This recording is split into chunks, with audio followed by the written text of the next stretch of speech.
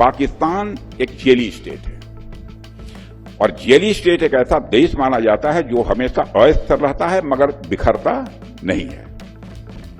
आज दुनिया भी पाकिस्तान के बारे में यह समझ सकती है, लेकिन आज जैसे पाकिस्तान की हालत है उस संबंध में बिखरेगा या क्या होगा ये ऊपर वाला ही जाने, मैं नहीं कहना चाहता कुछ। आज हम भारतवासी इसी कर्म पथ पर अग्रसर हैं। अनथक परिश्रम, अडिग संकल्प के साथ हम अपने देश को इतना सक्षम और सशक्त बना रहे हैं। कोई भी अनदेखी चुनौती, ऐसी चुनौती जो दिखाई नहीं देती है, कोई भी अप्रत्याशित यानी अनएक्सपेक्टेड परिस्थिति हमें विचलित न कर सके। नियति या डेस्टिनी हमारे भाग्य का निर्धारण करती है और कर्म ही उसे फलीभूत करता है। और इस विश्वास के साथ हम सबको एकजुट होकर निरंतर आगे बढ़ते रहना है।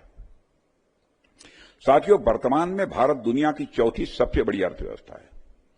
भारत 2030 तक अनुमानित $7.3 ट्रिलियन की जीडीपी के साथ तीसरी सबसे बड़ी अर्थव्यवस्था बनने की राह पर है।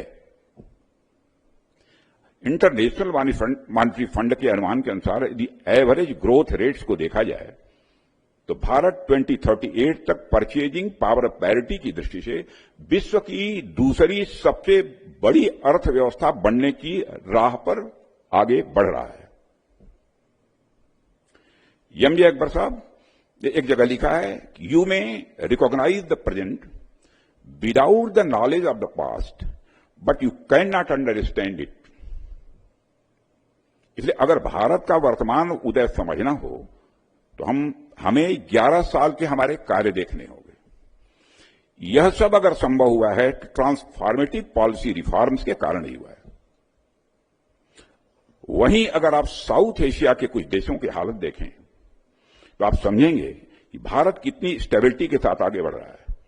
और एमजे अकबर साहब ने पाकिस्तान के बारे में अपनी एक किताब में लिखा था, पाकिस्तान एक जेली स्टेट है और जेली स्टेट एक ऐसा देश माना जाता है जो हमेशा अस्थिर रहता है मगर बिखरता नहीं है।